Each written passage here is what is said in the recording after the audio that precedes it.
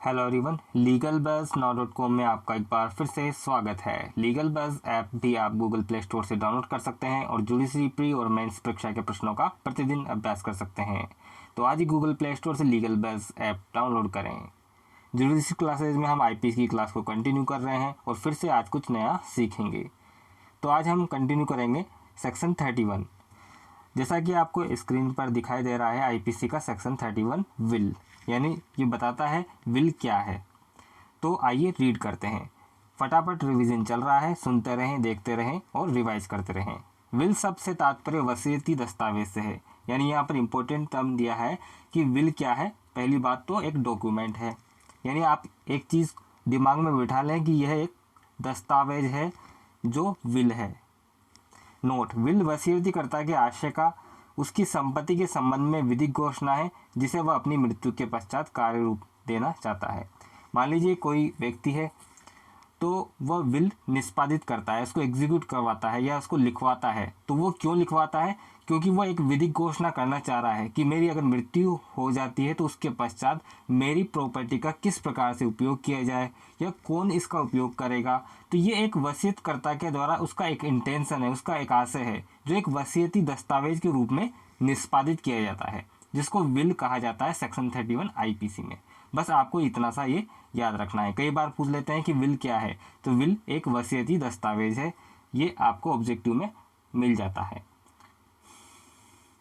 Next है हमारा section 32। कार्यों का निर्देश करने वाले शब्दों के अंतर्गत अवैध लोप आता है।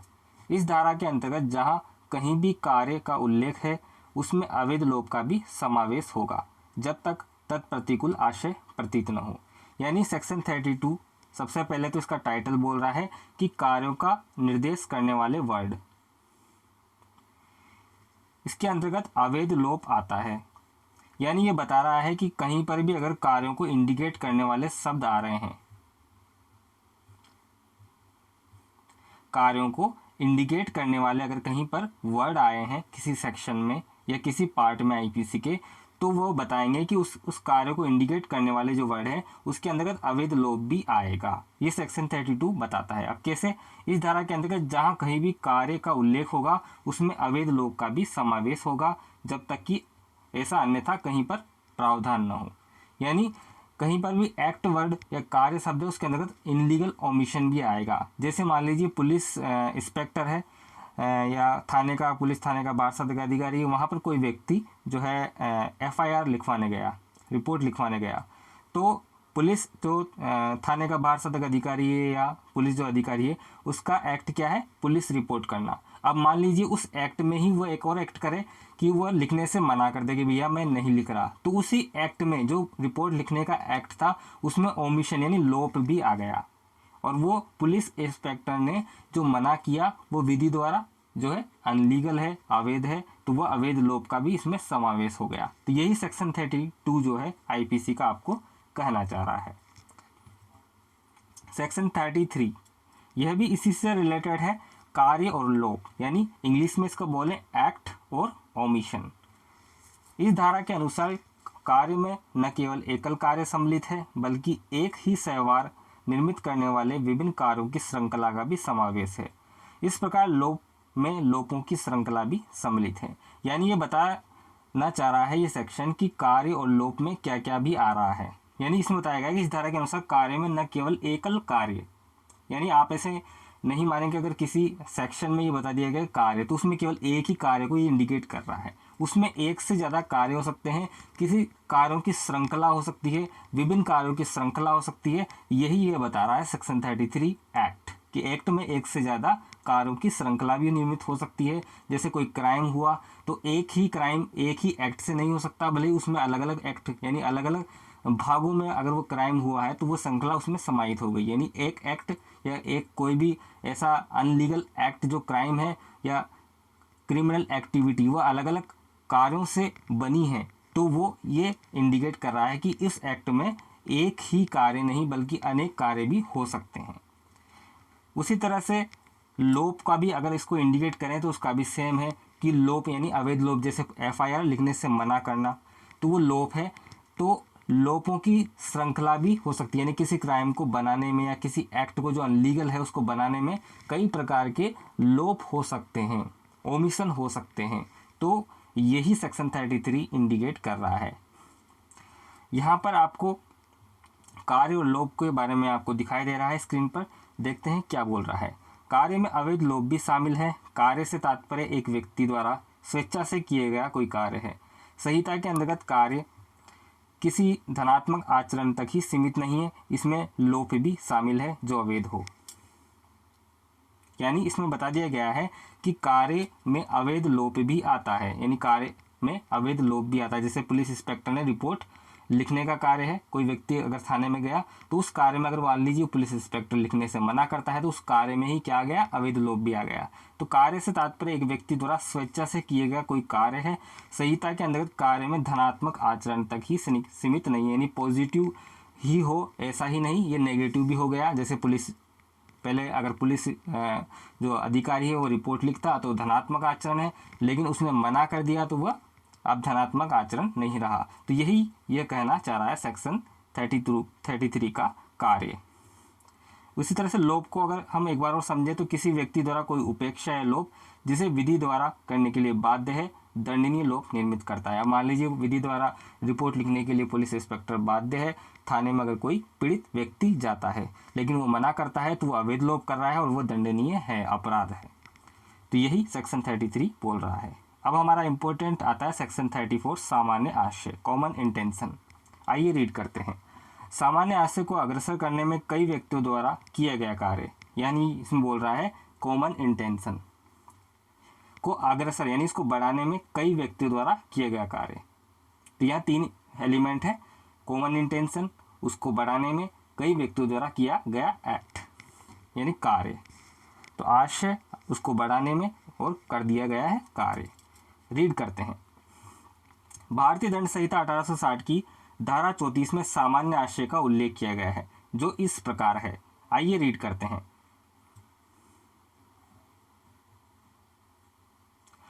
जब कोई आपराधिक कार्य कई व्यक्तियों द्वारा सबके सामान्य आशय को अग्रसर करने में किया जाता है तब ऐसे व्यक्तियों में से हर व्यक्ति उस कार्य के प्रति उसी प्रकार से दायित्व के अधीन होगा मानो वह कार्य अकेले उसी ने किया है।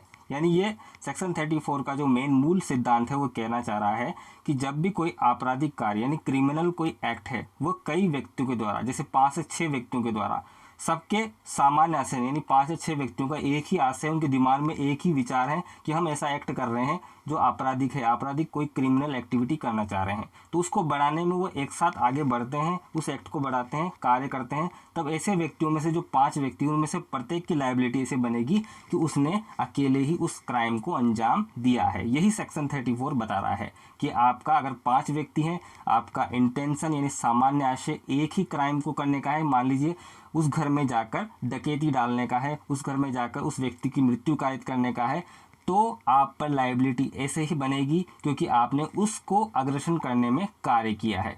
तो आप पर लायबिलिटी इस प्रकार से बनेगी कि मानो आपने अकेले ही उस एक्ट को किया है, उस क्राइम को किया है। उद्देश्य और सिद्धांत।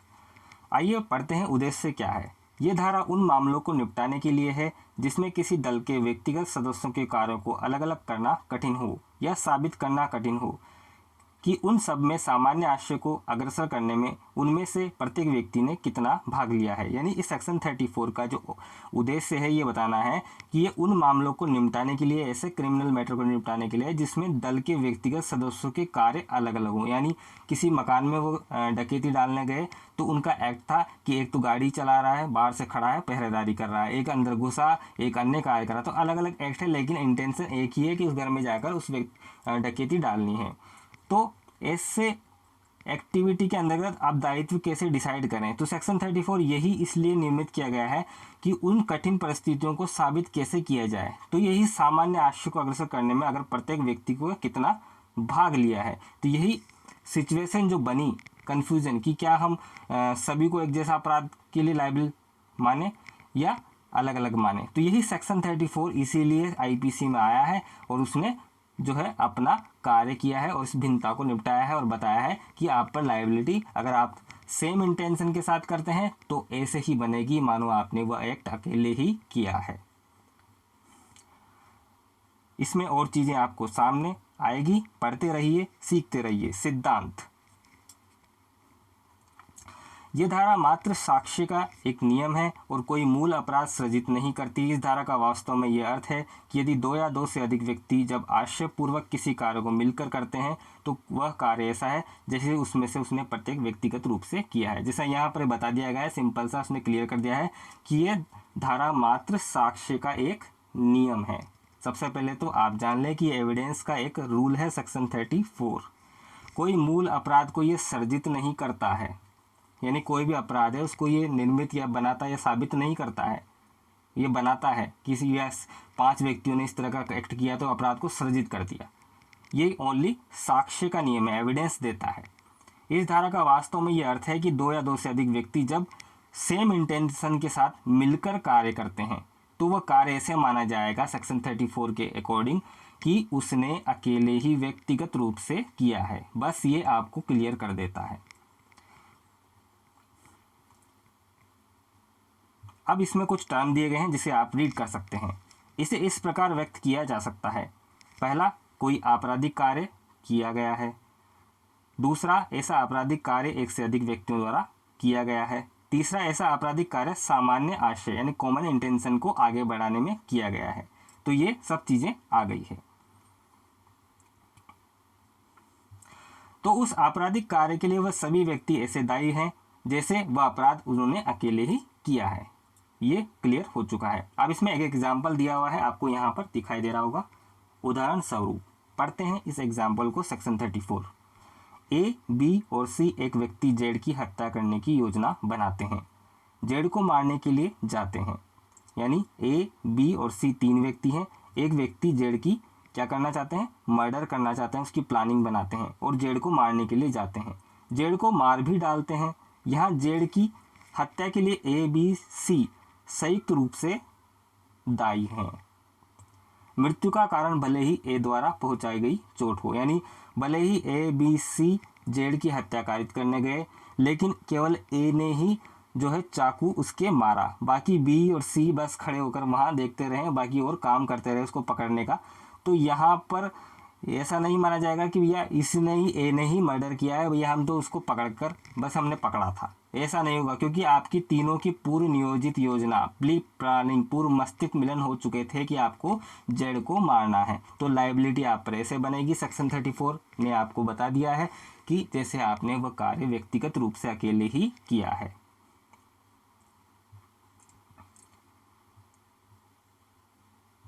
सामान्य आशय का अर्थ, अब हम कॉमन इंटेंशन को पढ़े जा रहे हैं लेकिन इसका अर्थ हमें पता नहीं है, तो उसका अर्थ भी आ गया है। सामान्य आशय का अर्थ होता है जब किसी कार्य में लगे हुए सभी व्यक्तियों ने पहले से ही योजना बनाकर एक ही उद्देश्य के लिए कार्य किया है, तो उसे हम सामान्य आशय कहते हैं। जैसा यहाँ क्लियर कर दिया है, किसी कार्य में लगे हुए यानी किसी एक्ट में लगे हुए सभी व्यक्तियों ने पहले से ही योजना बनाई और एक उद्देश्य के लिए कार्य किया, तो उसे सामान्य आशय कहा जाता है। अर्थात पूर्व नियोजित योजना के अनुसरण में एक ही उद्देश्य के लिए कई व्यक्तियों द्वारा किया गया कार्य। तो ये सिंपल सा आपको पता लग गया है। इस प्रकार सामान्य आशय के लिए 2 बातें होनी आवश्यक है, पूर्व नियोजित योजना और मस्तिष्कों का पूर्व मिलन। ये आपको इंपॉर्टेंट है कि कॉमन इंटेंशन अप्लाई होने के लिए क्या होना चाहिए। तो 5 व्यक्ति अगर हैं तो उन 5 व्यक्ति या 2 व्यक्ति जिनकी भी है तो उनकी पूर्व नियोजित योजना हो या और मस्तिष्क जो है उनके पहले से ही मिल चुके हों कि भैया हमें ये एक्ट करना है जो क्राइम है। इसमें अब एक केस लॉ लेते हैं जिसमें देखते हैं क्या बताया गया है। इस संबंध में उच्चतम न्यायालय ने पांडुरंगा बनाम हैदराबाद राज्य AIR 1955 उच्चतम न्यायालय 216 के मामले में डिसाइड किया कि सामान्य आशय के लिए पूर्व नियोजित योजना अर्थात दिमागों का मिलन आवश्यक है। ये मिलन कितनी जल्दी और कभी भी हो सकता है। ये दोनों इंपॉर्टेंट बातें उच्चतम न्यायालय ने पांडुरंग बनाम हैदराबाद राज्य के मामले में कही थी कि कॉमन जो इंटेंशन है उसको अप्लाई होने के लिए पहला तो होना चाहिए पूर्व नियोजित योजना और मस्तिष्क जो है उनके पहले मिल चुके हों, और ये भले कभी भी जल्दी मिले या कभी भी मिले, ये कभी भी हो सकता है। अब यहाँ पूर्व नियोजित योजना की हम बात करें तो इसको भी हम समझ लेते हैं। पूर्व नियोजित योजना सेक्शन 34 में क्या है? सामान्य आशय वही हो सकता है जहां अपराधकर्ताओं ने अपराध करने से पहले योजना बनाई हो, तत्पश्चात अपराध किया हो, क्योंकि सामान्य आशय वहां उत्पन्न नहीं होता जहां बिना कोई योजना बनाए कई व्यक्ति एक अपराध करते हैं। बहुत बड़ी जो है क्लियरिटी यहाँ बताई गई है कि कॉमन इंटेंशन कहाँ पर होगा और कहाँ पर नहीं होगा। यानी सामान्य आशय वही होगा, सामान्य आशय का जो सेक्शन 34 है वहीं पर अप्लाई होगा जहाँ पर अपराधकर्ताओं ने अपराध करने से पहले कोई योजना बनाई है किसी अपराध के संबंध में, क्योंकि सामान्य आशय वहाँ उत्पन्न नहीं होता जहाँ पर कोई योजना नहीं बनाई गई कई व्यक्तियों के द्वारा। तो ये आपको क्लियर कर लेना है। इसका एक एग्जाम्पल है, आइए रीड करते हैं। उदाहरण स्वरूप ए और बी पर एक्स की हत्या करने का आरोप है। यानी ए और बी नाम के दो व्यक्ति हैं, पर एक्स की हत्या करने का एक आरोप लगाया गया है। यदि ए और बी ने पूर्व नियोजित बनाकर एक्स की हत्या की तो यह माना जाएगा कि ए और बी ने सामान्य आशय था। परंतु यदि, अब दूसरी सिचुएशन परंतु आ गया है, यदि ए और बी ने बिना पूर्व नियोजित योजना के, यहाँ तो नियोजित योजना है तो वहाँ पर हत्या का अपराध किया है, लेकिन इन्होंने कोई प्लानिंग नहीं है ए और बी की कि हमने कोई प्लानिंग नहीं की, कोई एक दूसरे से बात नहीं की, तो वहाँ हमारी पूर्व नियोजित योजना नहीं थी, तो एक्स की हत्या की तो ये माना जाएगा कि ए और बी के बीच में सामान्य कॉमन इंटेंशन नहीं था। परंतु ये आवश्यक नहीं है कि ए और बी ने अपराध करने के बहुत पहले ही योजना बनाई हो या अपराध करने के पहले सलाह की हो। ऐसी योजना घटना स्थल पर भी बन सकती है। मान लीजिए पहले जो दिल्ली में थे ए और बी जेड को मारना चाहते थे, तब तो उनका मतलब जेड को नहीं मारना चाहते थे, उनके कोई इंटेंशन नहीं था यार जयपुर में रहता है नहीं मारेंगे, लेकिन ए और बी जब जयपुर पहुंचे तो अब उनका प्लान बन गया कि उसको मार डाले। तो इस तरह का जो पूर्व नियोजित योजना के लिए आवश्यक नहीं कि वो काफ़ी समय पहले ही निर्मित हुई हो, वो घटना स्थल पर या घटना से पहले भी निर्मित हो सकती है, और अगर इसे निर्मित हो जाती है तो फिर वो कॉमन इंटेंशन में आ जाता है सेक्शन 34। एम अब्दुल्ला बनाम केरल राज्य AIR 1991 सुप्रीम कोर्ट 425। आइए रीड करते हैं कि बाद में कुछ व्यक्ति एक व्यक्ति पर असलहों से वार कर रहे हैं। घटना स्थल पर ही अभियुक्त का दोस्त भी खड़ा है, वह भी मृतक पर तलवार लेकर वार करने के लिए झपटता है, परंतु कुछ लोगों द्वारा पकड़ लिया जाता है जिसमें वह वार नहीं कर सका। तो यहाँ पर यह डिसाइड हुआ कि अभियुक्तों के साथ उसका भी मृतक को मारने का सामान्य आशय है। अब देखिए यहाँ पर बहुत ही इंपॉर्टेंट MA अब्दुल्ला बनाम केरल राज्य में एक सिचुएशन को क्लियर किया गया कि इसमें क्या था कि कुछ व्यक्ति थे, तो व्यक्तियों पर असलहों से हमला किया जा रहा था, वार किया जा रहा था हथियारों से। तो घटना स्थल पर अभियुक्त का एक दोस्त भी खड़ा था, तो अभियुक्त का दोस्त खड़ा था, वो मृतक पर तलवार लेकर वार करने के लिए झपटा भी था, परंतु कुछ लोग के द्वारा इसको पकड़ लिया गया और वो वार नहीं कर सका। तो ऐसा नहीं है कि उसने वार नहीं किया तो उस अपराध में वो शामिल नहीं हुआ, यानी कुछ व्यक्ति ने तो हमला किया लेकिन उसको एक तीसरे व्यक्ति को पकड़ लिया गया, लेकिन उसने वार करने का हमला किया, यानी इसकी पूर्व नियोजित योजना थी कि उस व्यक्ति को हमें मारना है। तो यहाँ सुप्रीम कोर्ट ने डिसाइड किया कि अभियुक्तों के साथ उस मृतक को मारने का उसका सामान्य आशय था और उसी के अग्रेसर में वो कार्य कर रहा था।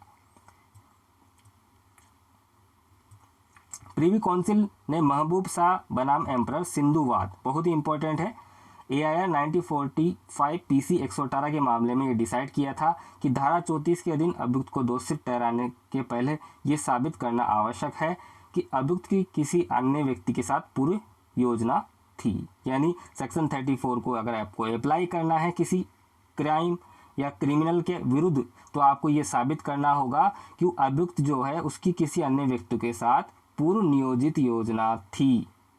वाद के तथ्य निम्न थे।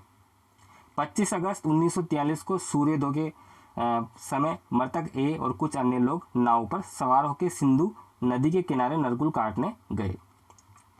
जब वो नदी के पास पहुंचे तो बी को नहाते हुए देखा और बी ने मृतक व उसके साथी को सावधान किया कि वह नदी के उस पार उसकी जमीन पर नरकुल न काटेंगे।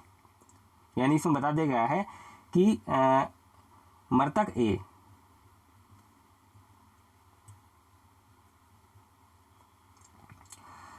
ए कुछ अन्य लोगों के नाव पर सवार होकर सिंधु नदी के किनारे नरकुल काटने गया था।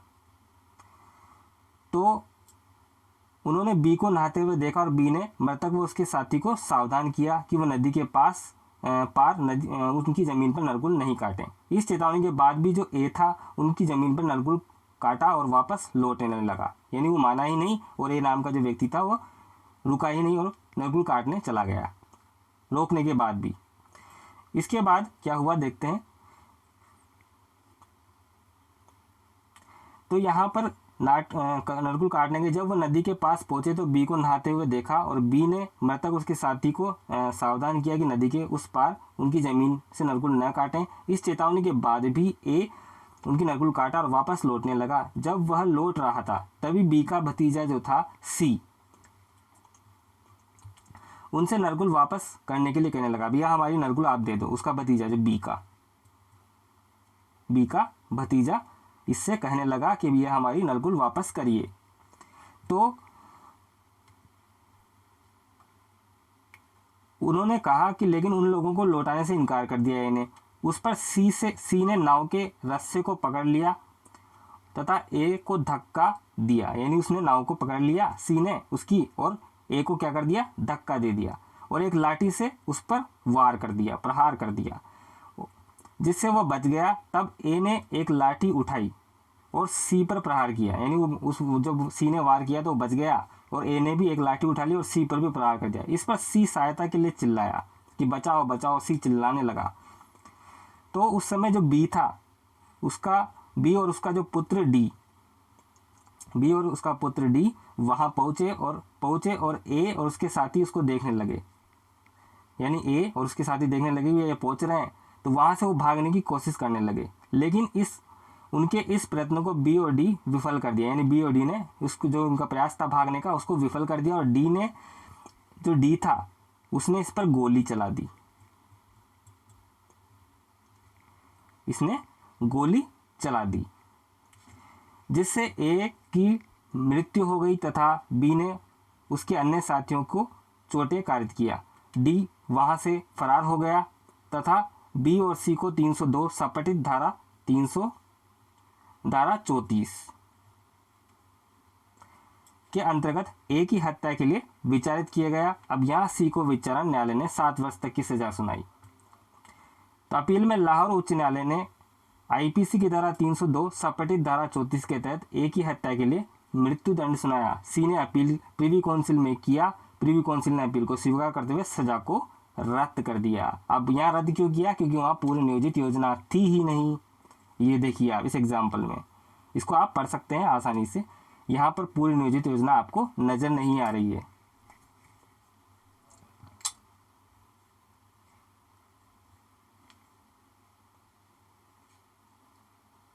इसलिए सजा को रद्द कर दिया गया। तो ये एक इम्पोर्टेंट केस लॉ था जिसको आप रीड कर सकते हैं। अब आप पढ़ते हैं मस्तिष्कों का मिलन क्या होता है।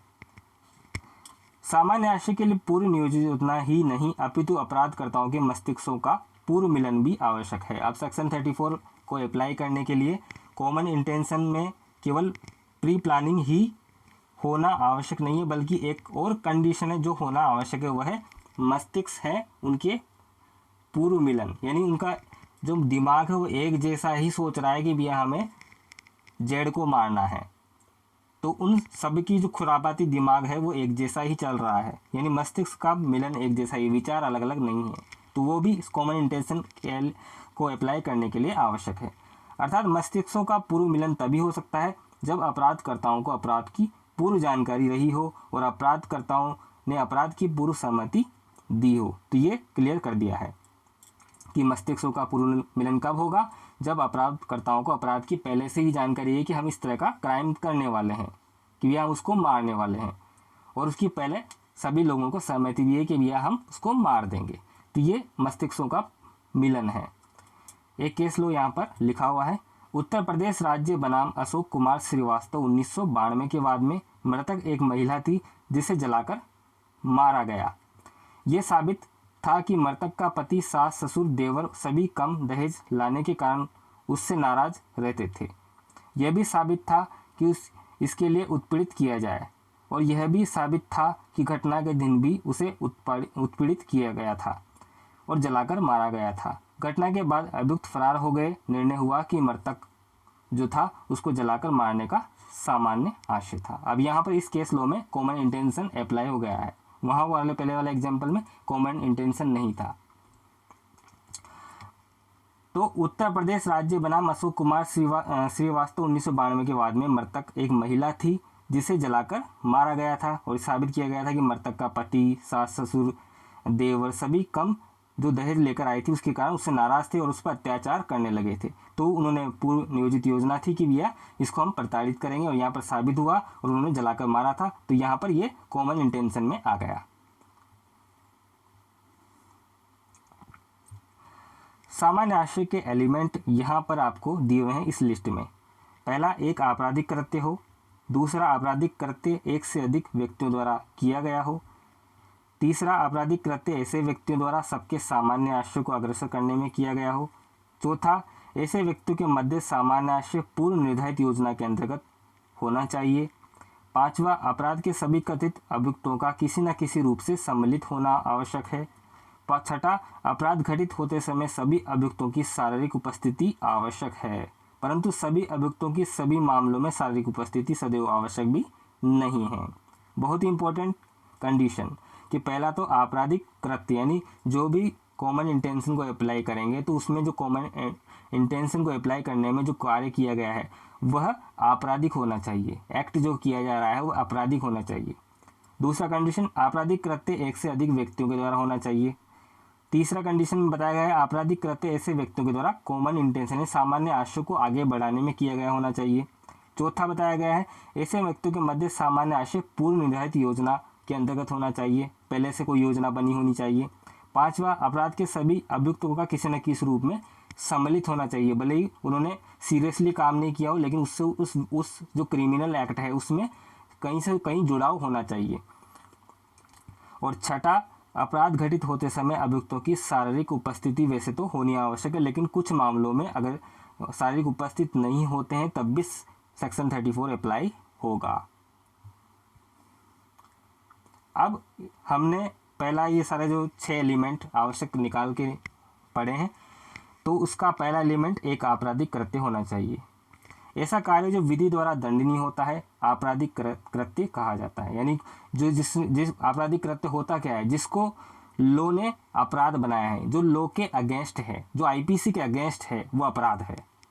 धारा 34 वही लागू होती है जहाँ किसी आपराधिक कार्य में कम से कम 2 कार्य किए गए हों, अर्थात धारा 34 के लिए अपराध के अंतर्गत कार्यों की एक श्रृंखला का होना आवश्यक है, क्योंकि यदि किसी आपराधिक कृत्य में केवल एक ही कार्य किया गया हो तो वो कई व्यक्तियों द्वारा कैसे किया जा सकता है। बहुत बड़ी बात कही गई है, जैसे हमने पढ़ा था कि कार्य में कार्यों की अनेक श्रृंखला हो सकती है, कोई भी अपराध है वो अलग अलग पार्ट में हो सकता है। तो कॉमन इंटेंशन कब एक कार्य में कैसे हो सकता है, यानी जैसे मान लीजिए बैंक लूटने गए तो एक पहरादारी कर रहा था और एक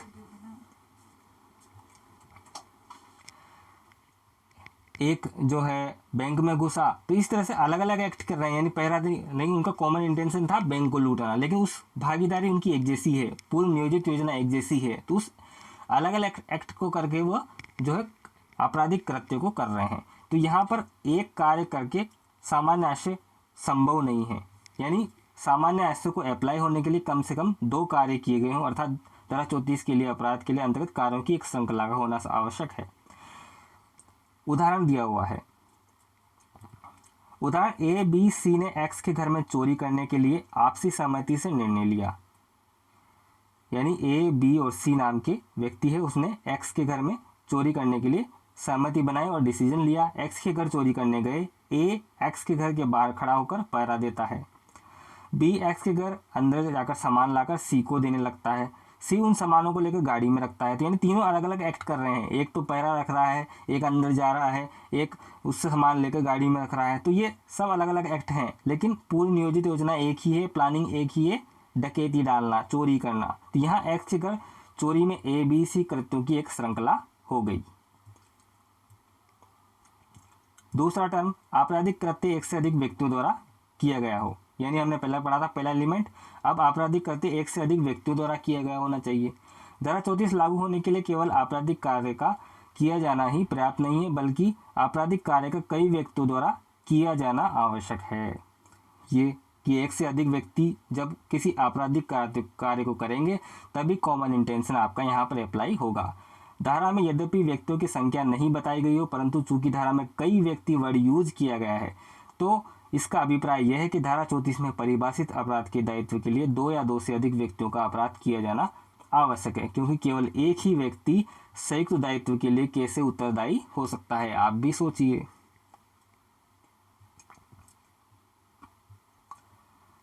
एक केस लो दे रखा है, गोवर्धन बनाम एम्परर के वाद में कई व्यक्तियों द्वारा एक व्यक्ति को लाठी से पीटा जाता है, जिससे उसकी मृत्यु हो जाती है। वाद में डिसाइड हुआ कि उस व्यक्ति की मृत्यु के लिए सभी समान रूप से दोषी हैं, तो इसको आप पढ़ सकते हैं। तीसरा टर्म आ रहा है, आपराधिक कृत्य ऐसे व्यक्तियों द्वारा सबके सामान्य आशय को अग्रसर करने में हेतु किया गया हो। तीसरा टर्म जो हमने पढ़ा था लिस्ट में, आपराधिक कृत्य ऐसे व्यक्तियों द्वारा सबके सामान्य आशय को, सबकी जो दिमागी सामान्य आशय उसको आगे बढ़ाने में किया गया है, वो होना चाहिए जब सेक्शन 34 आपका अप्लाई होगा। केवल सामान्य आशय तब अपराध नहीं हो सकता है जब सामान्य आशय को कार्यान्वित करने के लिए कोई कार्य न किया गया हो। यानी सामान्य से तब अपराध नहीं हो सकता है जब सामान्य आशय को कार्यान्वित करने के लिए कोई कार्य नहीं किया गया हो, यानी एक्ट का किया जाना आवश्यक है, तभी आपका सेक्शन 34 अप्लाई होगा। उदाहरण, ABCD 4 लोग जेड की हत्या करने के लिए योजना बनाते हैं। यहाँ चारों लोगों ने जेड की हत्या करने का आशय तो है, लेकिन धारा 34 तब लागू नहीं हो सकती जब तक चारों व्यक्ति जेड की हत्या करने हेतु कार्य नहीं करते, अर्थात सामान्य आशय को क्रियान्वित करने के लिए कोई कार्य नहीं कर देते। मतलब योजना बनाना ही सेक्शन 34 में आ जाता नहीं है। भले ABCD ने किसी व्यक्ति की मर्डर करने की योजना बनाई, तो उस योजना बनाने से ही वो सेक्शन 34 अप्लाई नहीं हो गया है, अगर जब तक उस योजना को वो एक्ट में यानी अपराध में नहीं बदल देते, उस कार्य में नहीं बदल देते। अगला टर्म, ऐसे व्यक्तियों के बीच सामान्य आशय पूर्व निर्धारित योजना के अंतर्गत होना चाहिए। धारा 34 लागू होने के लिए आपराधिक कार्य होने से पहले पूर्व व्यक्तियों के मस्तिष्कों का मिलन होना चाहिए, अर्थात वह पूर्व निर्धारित योजना हो। यह आवश्यक नहीं कि योजना कितने समय पूर्व बनाई गई और ऐसा घटना स्थल पर कुछ क्षण पहले ही हुआ हो। यानी यहाँ बता दिया गया है कि सेक्शन 34 तभी अप्लाई होगा जब एक से अधिक व्यक्ति कोई क्राइम कर रहे हैं तो उनकी पूर्व नियोजित योजना हो, भले ही वह घटना स्थल से या घटना से पहले ही बनी हो, तभी आपका सेक्शन 34 अप्लाई होगा। अपराध के सभी कथित अभियुक्तों को किसी न किसी प्रकार से सम्मिलित होना आवश्यक है। बहुत ही बड़ी बात कही गई है कि जो सेक्शन 34 को अप्लाई करेंगे तो उसमें अभियुक्त जो होगा उसमें किसी न किसी प्रकार से, भले ही वो ज़्यादा गंभीर रूप से उस एक्टिविटी में हासिल न हो, लेकिन किसी न किसी रूप से अटैच हो, तो सेक्शन 34 अप्लाई होगा। जिससे सेक्शन 34 तभी प्रवृत्त किया जा सकता है जब कथित अभियुक्तों का आपराधिक घटना स्थल में सम्मिलित होना पाया जाता है, अर्थात उस घटना के घटने में कुछ ना कुछ भागीदारी उन्होंने निभाई हो, भले ही कम ही निभाई हो लेकिन कुछ ना कुछ निभाई हो, तब सेक्शन 34 के अंतर्गत वो आएंगे। अगला टर्म, अपराध घटित होते समय सभी अभियुक्तों की शारीरिक उपस्थिति, ये भी बहुत इंपॉर्टेंट है। धारा 34 लागू होने के लिए सभी व्यक्तियों की अपराध स्थल पर शारीरिक उपस्थिति अनिवार्य है, परंतु सभी दशाओं में घटना स्थल पर शारीरिक उपस्थिति अनिवार्य नहीं है, बल्कि इसका अभिप्राय यह है कि अभियुक्त का अपराधकर्ताओं से बराबर संपर्क रहा हो। यानी बता दिया गया है कि वैसे तो सामान्य रूप से तो जो अगर आपराधिक क्राइम किया जा रहा है तो उसमें सभी जो अभियुक्त हैं वो घटना स्थल पर शारीरिक रूप से उपस्थित हो। जैसे बैंक लूट रहे हैं तो बैंक लूटने के लिए शारीरिक रूप से 5 व्यक्ति वहाँ पर उपस्थित हैं, लेकिन ऐसी कंडीशन भी हो सकती है कि मतलब 5 में से एक व्यक्ति जो है कहीं बैठकर उनको ऑपरेट कर रहा हो, मैनेजमेंट कर रहा हो कि भैया तुम ऐसा करो, पुलिस वहाँ इतने बजे आ सकती है, यहाँ पर यह ऐसा हो सकता है, तो वो बस उनको ऑपरेट कर रहा है, उनका मैनेजमेंट कर रहा है, लेकिन वो अपराध से कनेक्टेड है, उसमें भागीदारी किसी न किसी रूप में निभा रहा है, इसलिए सेक्शन 34 अप्लाई होगा। तो उदाहरण के रूप में यहाँ पर आपको बता दिया गया है कि अभियुक्त अपराधकर्ताओं को खतरे की सूचना देने के आशय से गाड़ी पर खड़ा हो या अपराधकर्ताओं को ले भागने के लिए वाहन के लिए खड़ा हो, तो ये कंडीशन है कि बाहर जैसे बैंक लूट रहे हैं 4 व्यक्ति और एक 5वां व्यक्ति जो है बाहर कार लेकर खड़ा है, तो बस वो जब लूट कर आ जाएंगे तो उनको बिठाकर फरार हो जाएगा। तो ये भागीदारी है किसी न किसी रूप में, वो शारीरिक रूप से भले ही बैंक के अंदर नहीं गया, लेकिन उस अपराध से किसी न किसी रूप से भागीदार है, कनेक्टेड है, उसके अनुसरण में कार्य कर रहा है। केस लो आ गया है फिर से, बारेंद्र कुमार घोष बनाम एम्परर AIR 1952 PCI। आइए रीड करते हैं। के मामले में बारेंद्र कुमार घोष पर अन्य अभियुक्तों के साथ सकरी टोला के पोस्ट ऑफिस के पोस्टमास्टर की हत्या का आरोप था। यानी जो बारेंद्र कुमार घोष था उस पर अन्य अभियुक्तों के साथ, अन्य व्यक्तियों के साथ सकरी टोला पोस्ट ऑफिसर का एक पोस्टमास्टर था, उसकी हत्या का उस पर आरोप लगा। साक्ष्य जो मिले उससे यह साबित हुआ कि वह न तो उस कमरे में उपस्थित था जहां पोस्टमास्टर की हत्या हुई और नहीं उसने मृतक पोस्टमास्टर पर गोली चलाई, बल्कि वह घर के बाहर खड़ा था। तो प्रिवी काउंसिल ने यह डिसाइड किया कि यद्यपि अभियुक्त ने कुछ भी नहीं किया क्योंकि वह बाहर दरवाजे पर खड़ा था, तो ये ध्यान रखना चाहिए कि अन्य वस्तुओं की तरह अपराध में भी वे भी कार्य करते हैं जो मात्र खड़े रहते हैं, ये प्रतीक्षा करते हैं। ये इम्पोर्टेंट लाइन उन्होंने बोली। यानी बारेंद्र कुमार घोष बनाम एम्परर AIR 1952 में एक ऑब्जेक्टिव का ऑप्शंस बना दिया। ऑप्शंस आता है ये कि वे भी कार्य करते हैं जो मात्र खड़े रहते हैं तथा प्रतिरक्षा करते हैं। ये किस केस लॉ में कहा गया था? तो बारेंद्र कुमार घोष बनाम एम्परर AIR 1952 PCI के मामले में ये डिसाइड किया गया था, ये कहा गया था कि बारेंद्र कुमार घोष भले ही अन्य व्यक्तियों के साथ सकरी टोला के पोस्ट ऑफिस के उस पर आरोप लगा, साक्ष्यों से साबित हुआ कि वह न तो कमरे में उपस्थित था जहाँ पोस्टमास्टर की हत्या हुई, नहीं उसने मृतक पोस्टमास्टर पर गोली चलाई थी, बल्कि घर के बाहर खड़ा था। तो प्रिवी काउंसिल ने डिसाइड किया कि यद्यपि अभियुक्त ने कुछ भी नहीं किया क्योंकि वह बाहर के दरवाजे पर खड़ा था। तो यहाँ आपको इसका मतलब ये नहीं कि वो अपराध नहीं हुआ, वो अपराध होना अलग चीज़ है, लेकिन इससे ये साबित नहीं हो जाता कि वो अपराध किया ही नहीं, या कोई अगर वहाँ उपस्थित नहीं है तो अपराध वहाँ उपस्थित होगा या उसका कोई निशान मिलेगा या कोई एविडेंस वहाँ पर मिलेगा तभी अपराध होगा। तो उसमें इसमें एक सिद्धांत को प्रतिपादित किया कि अन्य वस्तुओं की तरह अपराध में भी वे भी एक्ट आएंगे जो मात्र खड़े रहते हैं तथा प्रतिरक्षा करते हैं, तभी भी क्राइम किए जा सकते हैं। ये आपको यहाँ पर बता दिया गया। जैसे शारीरिक उपस्थिति होना अनिवार्य नहीं है, तो उसका भी आप इससे कनेक्टेड कर सकते हैं। भले ही नहीं है कि वो शारीरिक रूप से वहाँ उपस्थित हो, लेकिन उसके अनुसार में अगर वो कहीं ना कहीं रूप से कार्य कर रहा है तो कहीं खड़े रहकर वे कार्य कर सकते हैं, मात्र प्रतिरक्षा करके कर सकते हैं, तो भी वह कॉमन इंटेंशन जो है, सामान्य आशय है, उसके अनुसार में कार्य करेंगे और उस पर अप्लाई होगा। वास्तविक योगदान। वास्तविक योगदान किसी व्यक्ति को केवल घटनास्थल पर उपस्थित के आधार पर दोषी नहीं ठहराया जा सकता जब तक कि उसने अपराध कारित करने में वास्तविक योगदान नहीं किया हो। यानी कॉमन इंटेंशन पांचों व्यक्ति का है, लेकिन पांचों में से भले ही 4 व्यक्ति हैं, उनको जब तक दोषी नहीं ठहराया जाएगा, या एक व्यक्ति है जिसको दोषी तब तक नहीं ठहराया जाएगा जब तक कि उसने उस घटना के अनुसरण में, उस अपराध के अनुसरण में कोई न कोई भागीदारी नहीं निभाई हो या कार्य नहीं किया हो या कोई योगदान नहीं दिया हो, उससे कनेक्टिविटी होनी चाहिए। घनश्याम बनाम उत्तर प्रदेश राज्य AIR 1983 सुप्रीम कोर्ट 293 के मामले में उच्चतम न्यायालय ने डिसाइड किया कि जहां अपराध अपीलार्थी 15 वर्षीय लड़के के पिता व चाचा ने किया हो, वहां मात्र घटनास्थल पर उपस्थिति के आधार पर अपीलार्थी बालक को दायी नहीं ठहराया जा सकता। यानी घनश्याम बनाम उत्तर प्रदेश राज्य में डिसाइड किया कि जहां अपराध अपीलार्थी 15 वर्षीय लड़का था, उसके पिता व चाचा ने किया है, एक 15 वर्ष का लड़का था, उसके पिता व चाचा ने कोई क्राइम किया है, तो वह मात्र घटनास्थल पर उपस्थिति के आधार पर जो अपीलार्थी बालक है वो केवल उपस्थित था, लेकिन उसकी उस अपराध में कोई भागीदारी नहीं थी, बस वो देख रहा था, लेकिन उसकी कोई पूर्व नियोजित योजना उनके साथ कनेक्टेड नहीं थी, उनकी कोई मस्तिष्कों का मिलन नहीं था उसके पिता और चाचा से, अपराध का कोई उसका इंटेंशन नहीं था। तो मान लीजिए यहाँ पर यही बताया गया है कि वह घटनास्थल पर खड़ा है तो ही उसको उस क्राइम में मान लिया जाएगा। ऐसा नहीं है, ऐसा भी नहीं है, इतना लॉ भी इतना बुरा नहीं है। यहाँ आपको ये एक्सप्लेन कर देता है कि अपीलार्थी बालक को दायी नहीं ठहराया जाएगा भले ही वो घटनास्थल पर देख रहा है।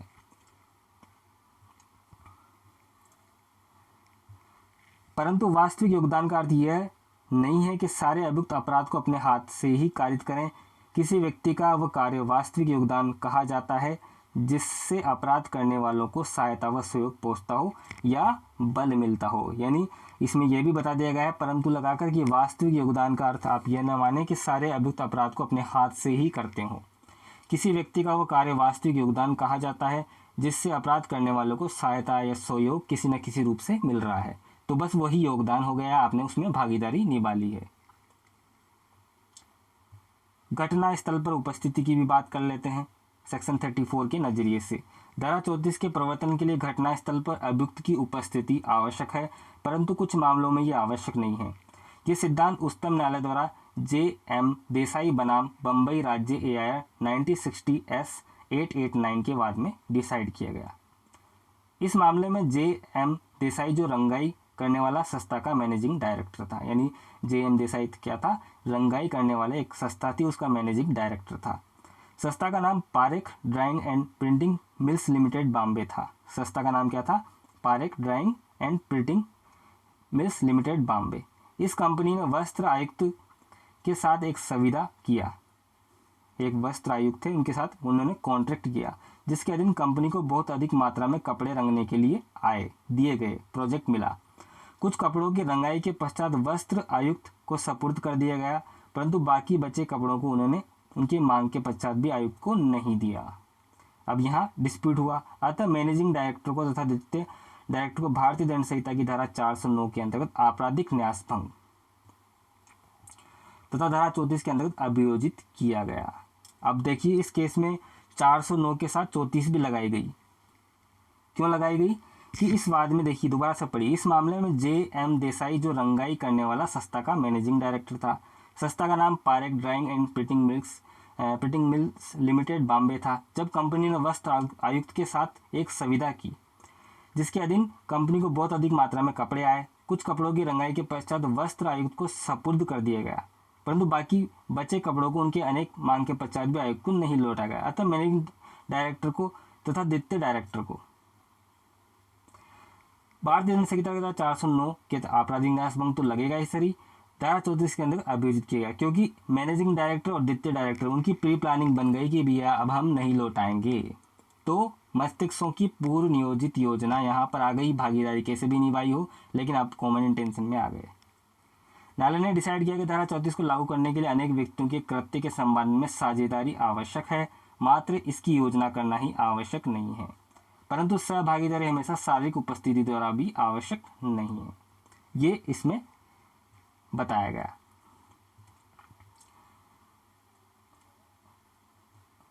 शारीरिक हिंसा के मामलों में शारीरिक उपस्थिति संयुक्त दायित्व के सिद्धांत को लागू करने के लिए आवश्यक होती है। यहाँ पर आपको इम्पोर्टेंट चीज़ बताई गई है कि शारीरिक हिंसा के जितने भी मैटर होंगे उसमें शारीरिक उपस्थिति संयुक्त दायित्व के सिद्धांत को लागू करने के लिए आवश्यक होती है। यानी शारीरिक हिंसा वाले जो मैटर होंगे उसमें कोई भी अगर शारीरिक रूप से उपस्थित होगा तो उसमें संयुक्त रूप से जो लायबिलिटी का सिद्धांत है वह लागू करने के लिए आवश्यक होता है। यानी शारीरिक उपस्थिति के बारे में बता दिया गया कि शारीरिक उपस्थिति कब आवश्यक है। शारीरिक उपस्थिति संयुक्त दायित्व के सिद्धांत को लागू करने के लिए आवश्यक है केवल और केवल शारीरिक हिंसा के मामलों में। अन्य मामलों में शारीरिक उपस्थिति आवश्यक नहीं है क्योंकि उन्हें अलग अलग समय में किया जा सकता है। लेकिन शारीरिक हिंसा, मान लीजिए किसी का मर्डर करना है तो मर्डर तो शारीरिक हिंसा अभियुक्त वहाँ पर उपस्थित होंगे तभी कर सकते हैं। तो शारीरिक हिंसा वाले मामले में ही शारीरिक उपस्थिति का में संयुक्त दायित्व का सिद्धांत लागू करने के लिए आवश्यक है। अन्य मामलों में शारीरिक उपस्थिति की आवश्यकता नहीं है, अलग अलग समय में वो एक्ट किए जा सकते हैं।